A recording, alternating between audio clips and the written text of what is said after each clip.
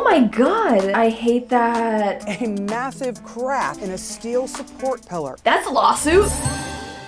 Hey everyone, welcome back to my YouTube channel. My name is Sam, otherwise known as snerixx. I decided to go with a pinky theme today in honor of the Barbie movie being everything, everywhere, pink. Barbie. I'm on trend with trendy things. Anyway, a couple months ago, there was this story that came out and I never really talked about it because I couldn't find a good video that I could download of the situation. But recently, I actually was able to pull the video, so I figured this was a perfect time to discuss a 20-year-old who jumped into an alligator exhibit at Busch Gardens on May 31st, 2023. This individual decided it would be funny and good content to jump. Actually, let's just watch the video. You gotta get back out.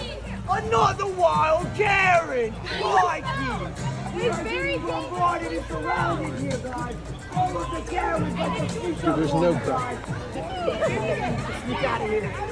Yeah, you better run. Now, if you go, you can see clearly that they have actually had to install higher fences because evidently we can't have nice things. I've been going to Busch Gardens pretty much since I moved to Florida when I was 4 years old. I've been to that park over 100 times for sure. Never once have they had to change the enclosure because of somebody doing something like this. Just in case the landscape of alligators wasn't a good enough warning for you, it was very obvious not to go in there. I'm gonna tell you what not to do to get famous on Instagram and or TikTok. There is this guy, his name's Jacob Percyful. I guess he wanted to gain notoriety by doing crazy pranks in front of strangers and getting reactions out of them. He chose to do one that probably isn't the best idea. He decided to break into Busch Gardens in Florida by scaling a wall and climbing into a gator enclosure. The worst part of it is that he stole some ice cream on his way to the enclosure. He then got into the enclosure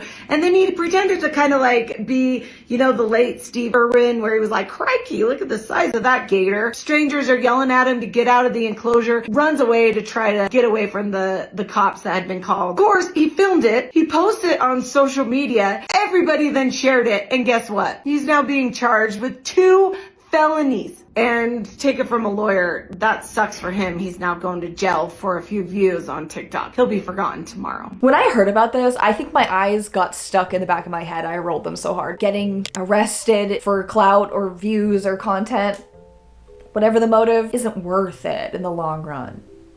Not only could he have injured himself, he could have injured any of the animals. I guess he came within 5 feet of an alligator. Luckily, those alligators are pretty well fed and on a schedule. I guess he just traveled here to like troll people or animals or whatever, which is gonna be a perfect transition into our video, which is gonna be a continuation of reacting to theme parks and crazy situations. Although today I really wanna focus on what a lot of people go to these theme parks for, which are the rides. Having seen so many roller coaster gone wrong videos and so many fair rides that I can't believe were even allowed to be operated to begin with, I think we're gonna go a little bit more down that path today. Starting with this Carnival ride that loses control. This Carnival ride starts to lose control as it begins to fall further and further backwards.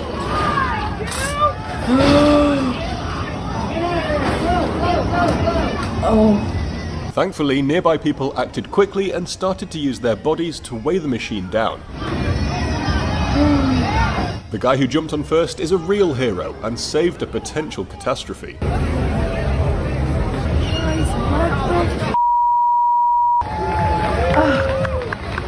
Thankfully, no one was harmed. How much do you want to bet after all those people got off? They just turned around and kept operating that ride and didn't do anything about it. How much do you want to bet? Also, imagine being on a ride like this and having no idea this was happening and just being like, oh, is this part of the ride? This is quite a crazy sensation that we're having. It almost feels like we're slamming down into place here. When you go on these rides, sometimes you're just like, oh, this is not fun, but I paid 400 tickets for it. And then looking down and seeing everyone with their hands over their mouth staring at you, looking terrified, it would be like, what happened? What's wrong? Am I gonna die?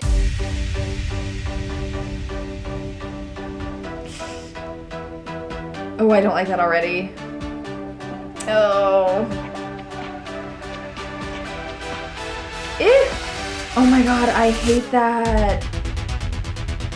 why does she have to be in this thing if it doesn't go? It doesn't look like it has any water in it, so it's just supposed to be going on momentum. What is she supposed to do? No, I don't like this at all. And that's probably a hot ass slide. I guess I would just keep trying to scoot forward, but that's no fun and that's really awkward. Knowing my luck, I would definitely get stuck on this thing, and I definitely don't like the idea of being trapped in small spaces. I mean, unless maybe it's for like a long period of time. Otherwise, I'm like, I can deal. I don't even think that part would bother me. As long as I can like lift my arms off of my rib cage, I think I would be okay. Like, I'd be like, okay, I can at least get myself out of here. Would you do this ride?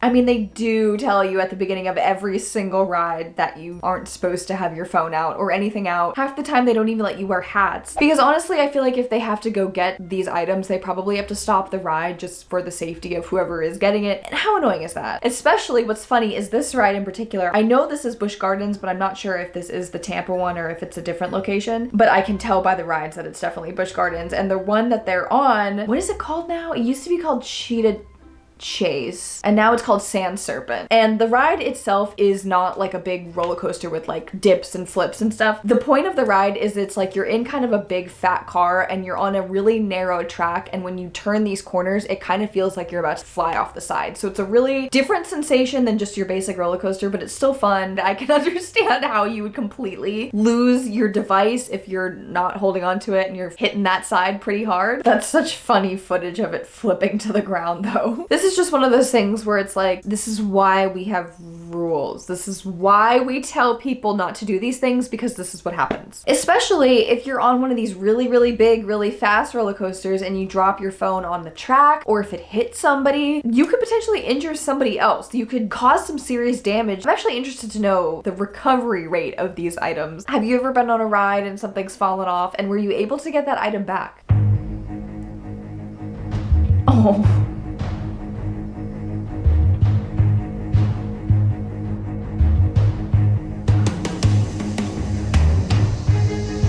Oh my gosh, how does this happen?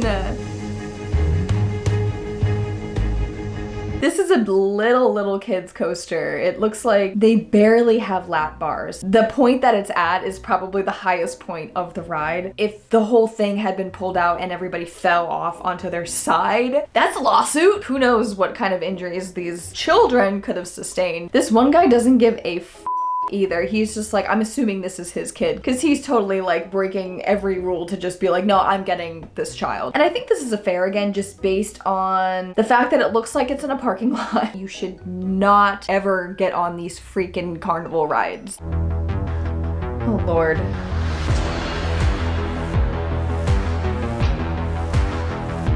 Oh my God.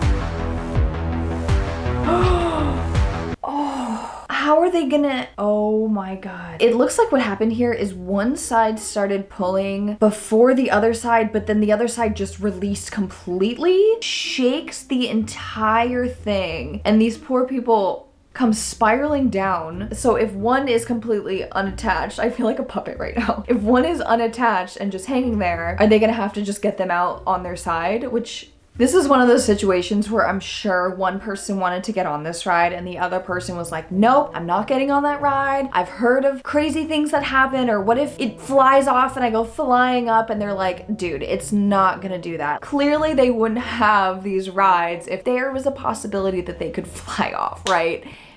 And look what happened. So I'm sure as they were plunging straight into the pole that was holding them up, the person that didn't want to go on the ride was just like, I hate you. I hate you. And also we might die. I don't understand how these are still a thing. And if I was the employee working this ride, it looks like maybe there's only one, and I saw this happen, I'd probably just be like, well, I'm fired as throw on my jacket, grab my dip. I'm just wondering how much they can really put on the employee when things like this go wrong. Okay, so this is a ride operating position in Kissimmee, Florida for something called Old Town Slingshot. Pays $13 to $15 an hour. So the requirements for this position to operate this ride: must be available on the weekends, must be available on the holidays, must be able to stand for an 8-hour shift. They do give dental and vision, that's pretty nice. So I assume there must be some level of training. Typically there's at least a new hire training or something, but I suppose maybe it's more situational if it's deliberately an employee's fault, like if they don't check a seatbelt or start the ride before everybody's ready or something, despite any disclaimers that you've put in. But if you're taking people's money and offering an experience or saying like, hey, we've come to your town, because usually fares travel, and we want you to buy our food, we want you to buy tickets, we want you to do this, blah, blah, blah. They are asking you for a lot of money. Obviously they need to support their employees and their travel fees, and they just need to make money, and it's a business, but they can't provide you with just basic safety or experiences where you won't come off of it with a broken leg. You know, it's really a big scam. Half the food here is probably made from a shark's butt.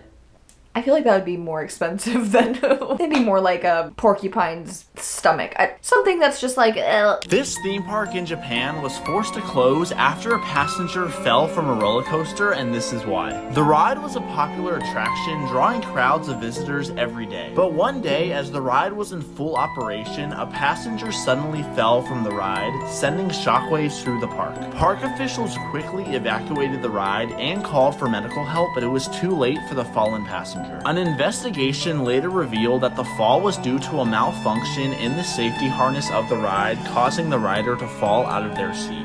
The park was forced to close the ride and make necessary safety improvements before reopening it to the public. Real quick, for fun, if we speed up the spiral part, look how cool that looks. And then rewind, forward, rewind. Oh, that's so cool. Okay, anyway. So it sounds like the main issue here was the safety harness. I can't even imagine being in line for this ride and come to find out that that particular seat that you were gonna get into malfunctioned on that route. It's just scary how quickly something can go wrong and how out of control these situations can get. The ride might get stuck. The ride might fall off the tracks. There was also that situation of like a wire hanging down on a roller coaster, and when the coaster came by, somebody, you know, lost their life because of it. Like, it's really, really scary, the things that could go wrong on such gigantic and intense rides. One f up or even something that's outside of your control, it's over. You know, like somebody loses their life or somebody loses their leg or a whole group of people now have serious trauma. And that's not a good reputation to have if you're trying to make money and bring people in.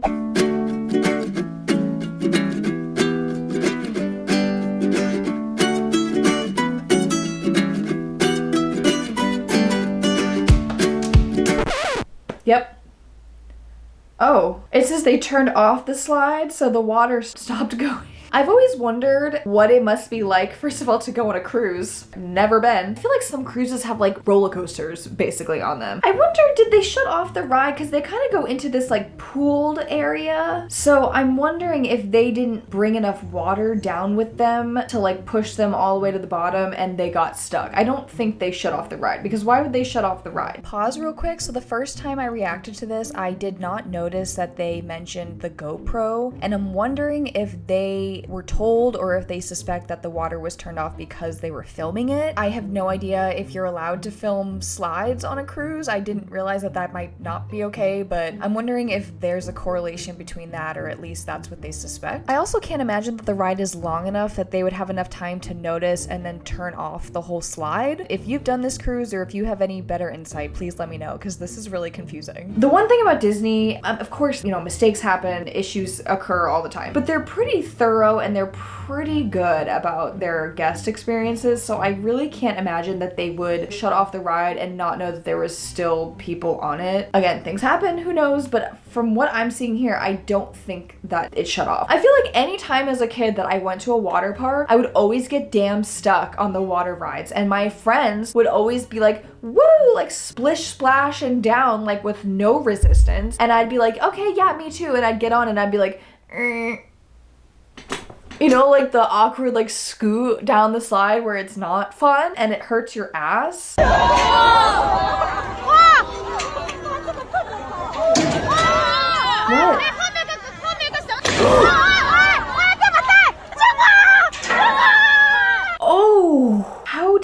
falling? I don't understand how it's so low. Or is it swinging? Well, obviously it's swinging. Is it swinging more like left and right as opposed to back and forth? Because I mean, like, have you ever been on a playground swing and then you get yourself going, but then you kind of start giving yourself this like crazy motion, so you start almost going in a big circle? Like, I wonder if something like that was happening, or maybe it was just the ride being a shitty ride itself. It wasn't even the person on the ride doing it. And it's like this big web of bars. That leg's gotta be broken. It's going so fast that I don't know how these emergency stops work, because I'd imagine it can't just be like swinging and then be like, I'd imagine it kind of has to slow back down. I don't think an employee can just kind of like run behind it and stop like a Spider-Man style, you know, and get pushed back until the very edge, and then you're like, ah, saved him, got him. They actually just got this new, I promise this video is not sponsored by Busch Gardens, but they just put in this new swing ride, and it doesn't look anything like this. This looks way more complicated for not so fun of an experience.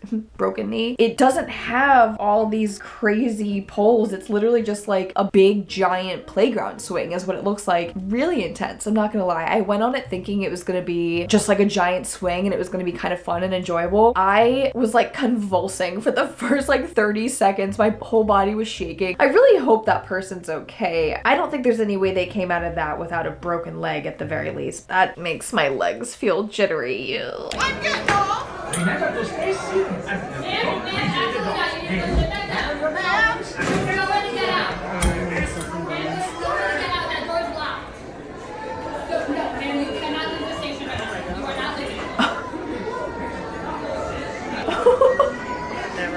Really? Okay. I assume that this is a Disney World situation because you can see people wearing Disney ears. Based on my experience, I believe this is the ride in Mexico with Donald Duck. Yes, you can see it. Yep. There's no thrill to this ride, okay? It's one of those rides that you get in a little boat with a bunch of people and then you really just go on a track around a bunch of like singing Donald Ducks and Mexican music, which is fun. It's like a nice cool off and it's enjoyable for sure. So it's not like this was like a scary ride where she was like, bitch, I'm getting off of this ride. Like, this is too thrilling for me. And I know that when you come to the ends of these rides, sometimes there's kind of like a backup of people getting off. You turn the corner and there's like 2 boats ahead of you of people getting off the ride. Then the next one comes, like a conveyor belt of people getting off their boats. I assume this kind of gave her that downtime, that moment where the boat was stopped. And I think in part 1, it was saying how she was really, really drunk. So we are in Epcot here. And one of the big things people like to do in Epcot is drink, especially around the world, because if you aren't familiar, Epcot has country themes. Like, you can kind of walk around the world and each country has their own shops and a lot of the times restaurants. Almost all of them have some sort of alcoholic beverage. People kind of make it a thing to get one from each country. Watch us drink around the world in Epcot, in Mexico at San Angel Inn. Next up was Norway for the Viking coffee, China, hard tea from Joy of Tea. Next up was Germany. We did not get a beer here, but we did get the pretzel bread pudding. Italy, I got what I think is called a rosini. Going into America, a Tennessee lemonade, and we carved up with some onion rings and sauces. Japan, violet sake was probably my favorite drink.